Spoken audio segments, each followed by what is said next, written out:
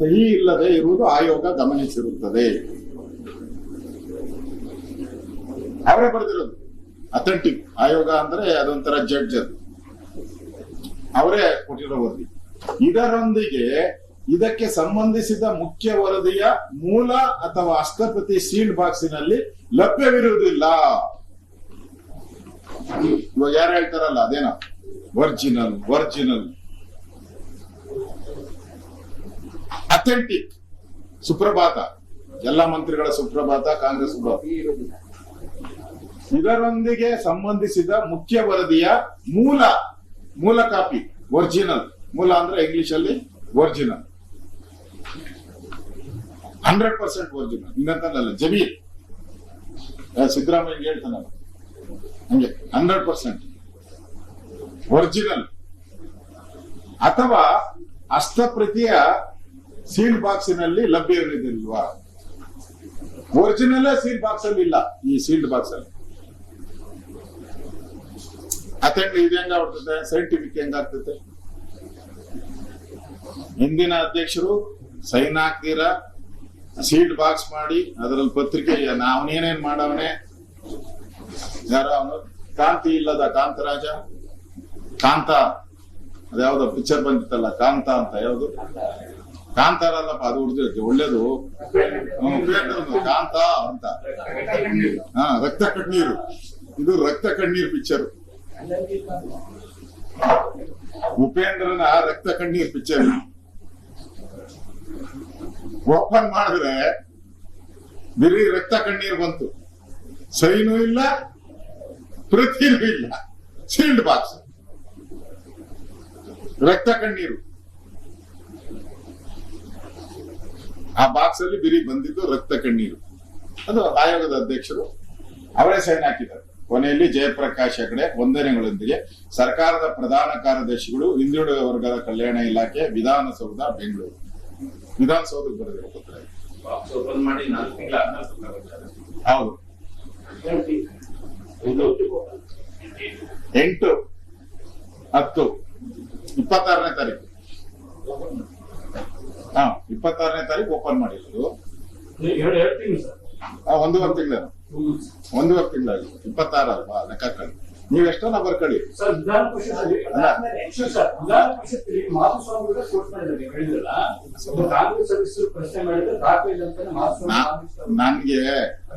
ನನ್ಗೆ ನೋಡಿ, ಕಾಂಗ್ರೆಸ್ ಅವ್ರ ಬಗ್ಗೆ ನನ್ಗೇನು ಕೆಟ್ಟ ಅಭಿಪ್ರಾಯ ಏನಿಲ್ಲ.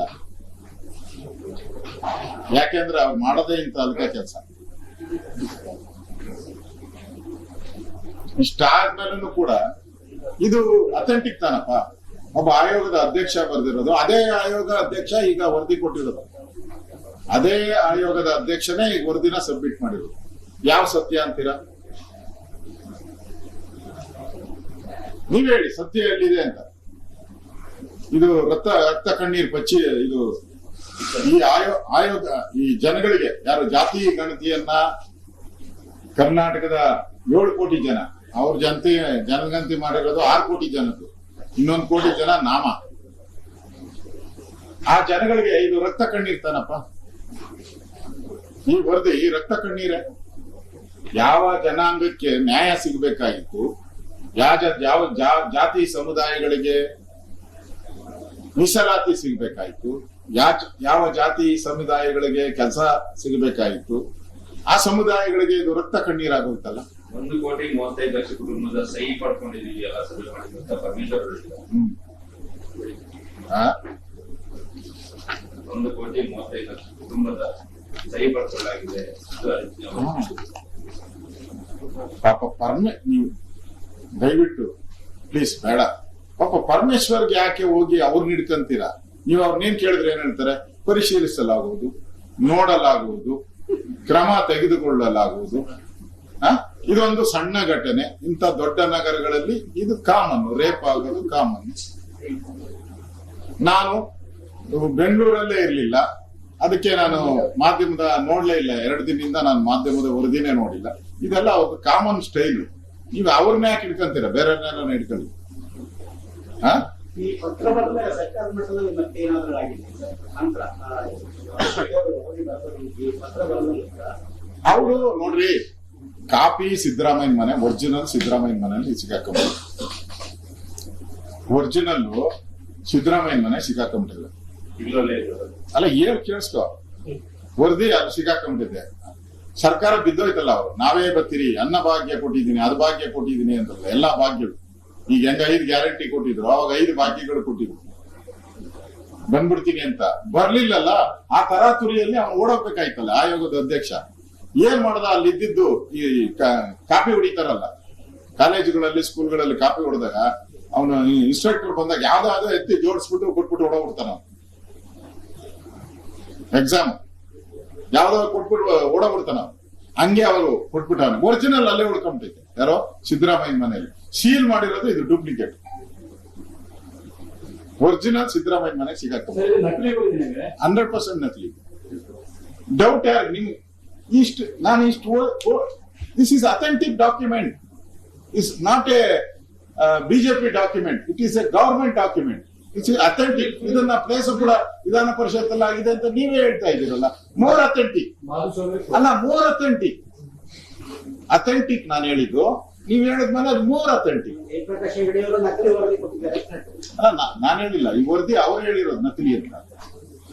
ಸರಿಗೆ ಅದು ನಿಮ್ಮ ಗೌರ್ಮೆಂಟ್ ಇದ್ದಾಗಲೇ ಕೊಟ್ಟಿದ್ದಾರೆ 21 ಒರಿಜಿನಲ್ ಇಲ್ಲಪ್ಪ, ಇದು ನಕಲಿ ಇದೆ ಅಂತ ಮಾಡ್ತಾರೆ. ಅದಕ್ಕೆ ನಾವು ಸುಮ್ಮನೆ ಇದ್ದಿದ್ದು.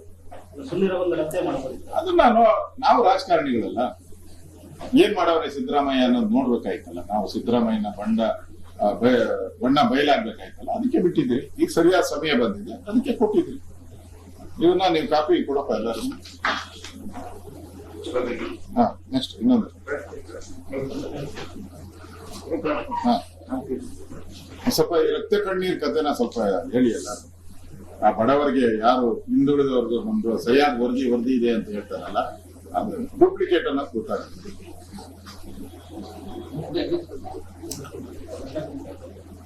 ಈ ರಾಜ್ಯದಲ್ಲಿ ಆಯ್ತಾ, ಇದ್ರ ಬಗ್ಗೆ ಏನೋ ಕ್ವಶನ್. ಇದರಲ್ಲಿ ಜಯಪ್ರಕಾಶ್ ಹೆಗ್ಡೆ ಅವ್ರ ಮನೆಯವರೆಲ್ಲ ಒಂದು ವಿಚಾರನ ಹೇಳಿದ್ರು. ನಾವು ಕೇಳಿದಾಗ ಮನೆಗೆ ಹೋಗಿ ಸಹಿ ಮಾಡ್ಕೊಂಡು ಬಂದಿದ್ದೀರಾ ಅಂತ ಕೇಳಿದಾಗ, ಇಲ್ಲ ಇವರು ಹೋದವರು ಕರ್ಕೊಂಡು ಬಂದಿದ್ದಾರೆ ಅಷ್ಟೇ, ಅವ್ರು ಸಹಿನ ಕೊಟ್ಟಿಲ್ಲ ಅಂತ ಹೇಳಿದ್ದಾರೆ. ಪರಮೇಶ್ವರ್ ಅವರು ಹೇಳ್ತಾ ಇದ್ದಾರೆ ಸಹಿ ಮಾಡ್ಕೊಂಡು, ನೀವೇ ಗೊಂದಲ ಇಲ್ಲ ನೋಡಿ. ಕಾಂಗ್ರೆಸ್ ಅವರು ಏನ್ ಈ ವರದಿ ಇದೆ, ಈ ವರದಿ ಸಿದ್ದರಾಮಯ್ಯ ವರದಿ ಅಂತ ಅವ್ರಿಗೆಲ್ಲರಿಗೂ ಗೊತ್ತಿದೆ. ಕ್ಯಾಬಿನೆಟ್ ಅಲ್ಲಿ ಇದ್ರ ಬಗ್ಗೆ ದೊಡ್ಡ ಗಲಾಟೆನೇ ಆಗಿದೆ. ನಿನ್ಗೆ ಯಾವ ಜಾತಿ ಬೇಕೋ ಅದಕ್ಕೆಲ್ಲ ಮೀಸಲಾತಿ, A1, A2, A3 ಏನೇನಾವಲ್ಲ, B ಎಲ್ಲ ನೀನ್ ಬರ್ಕೊಂಬಿಟ್ಟಿದ್ಯಾ, ಉಳಿದಿದ್ನ ನಮಗ್ ಬಿಸಾಕಿದೀಯಾ ಅಂತ ಕ್ಯಾಬಿನೆಟ್ ಅಲ್ಲೇ ದೊಡ್ಡ ಗಲಾಟೆ ಆಗಿದೆ. ಅದ್ರ ಬಗ್ಗೆ ಸಿಎಂ ಅವರು, ಮಂತ್ರಿಗಳೆಲ್ಲ ರಿಯಾಕ್ಷನ್ ಮಾಡಿದ್ದಾರೆ. ಏನು, ನಾವೇನು ಕ್ಯಾಬಿನೆಟ್ ಅಲ್ಲಿ ಬಾಯ ಬಿಡ್ಲಿಲ್ಲ, ಬಾಯಿ ಹೊಲ್ಕೊಂಡು ಹೋಗೋವಾಗ ಬಾಯಿ ಹೊಲ್ಕೊಂಡು ಹೋಗಿದ್ರಿ, ಬರೋವರೆಗೂ ಬಾಯಿ ಹೊಲ್ಕೊಂಡ್ ಬಂದಿದ್ದೀರಿ ಅಂತ. ಅದು ಜಗತ್ ಜಾಹೀರಾತ್ ಆಗಿದೆ. ಕ್ಯಾಬಿನೆಟ್ ಅಲ್ಲಿ ಗಲಾಟೆ ಆಗಿರೋದು ಜಗತ್ ಜಾಹೀರಾತ್ ಆಗಿದೆ. ಈ ವರದಿನೇ ಬೋಗಸ್. ಇಲ್ಲಿ ಆಯೋಗದ, ತಾವು ಹೇಳ್ದಂಗೆ ಆಯೋಗದ ಅಧ್ಯಕ್ಷರು ನಾವು ಸಹಿನೇ ಮಾಡಿಸಿಲ್ಲ ಅಂತಾರೆ.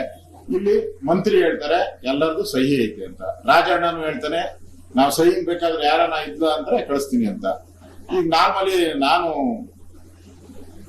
ಸಿದ್ಧಗಂಗಾ ಮಠಕ್ಕೆ ನಾನು ಹೋಗಿದ್ದೀನಿ. 1 ವರ್ಷಕ್ಕೋ 2 ವರ್ಷಕ್ಕೋ ಹೋಗ್ತೀನಿ ನಾನು. ಹಿಂದೆ ನಾವು ಮಠದ ಭಕ್ತರು, ನಾವು ನಮ್ಮ ತಾತ ಮುತ್ತಾತ ಕಾಲದಿಂದ ಭಕ್ತರು. ಆದ್ರೆ ದಿನ ಹೋಗೋದು ಯಾರು? ಪರಮೇಶ್ವರ್.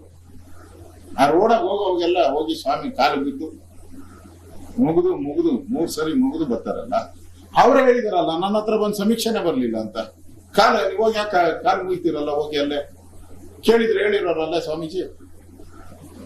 ಸಿದ್ಧಗಂಗಾ ಮಠಾಧೀಶರು ಹೇಳಿದಾರ ನಮ್ ಬಂದ್ ಸಮೀಕ್ಷೆ ಮಾಡಿಲ್ಲ ಅಂತ ಹೇಳಿದಾರಲ್ಲ. ಮತ್ತೆ ಇನ್ಯಾರ್ದು ಬೇಕು ನಿಮ್ಗೆ? ಅಂತ ದೊಡ್ಡ ಮಠ, ಕರ್ನಾಟಕದಲ್ಲಿರುವಂತ 7 ಕೋಟಿ ಜನಕ್ಕೆ ಗೊತ್ತಿರೋದ್ ಮಠ ಸಿದ್ಧಗಂಗಾ ಮಠ. ಅಂತ ಮಠಕ್ಕೆ ಹೋಗಿ ಅಲ್ಲಿ ಎಷ್ಟು ಜನ ಇದ್ದಾರೆ? 100 ಜನ ಇದ್ದಾರೆ. 100 ಜನ ಒಂದೇ ಮಠದಲ್ಲಿ 100 ಜನ ಇಲ್ಲ. ಅಲ್ಲೇ ಸರ್ವೆ ಮಾಡಿಲ್ಲ. MLA ಗಳು ಹೇಳ್ತಾ ಇದ್ದಾರೆ, ಕಾಂಗ್ರೆಸ್ MLA ನಮ್ಮ ಮನೆಗೆ ಬಂದಿಲ್ಲ ಅಂತ ಹೇಳ್ತಾರೆ. ಯಾರ ಮನೆಗೂ ಹೋಗಿಲ್ಲ ರೀ. 165 ಕೋಟಿ ರೂಪಾಯಿ ಗುಳುಂ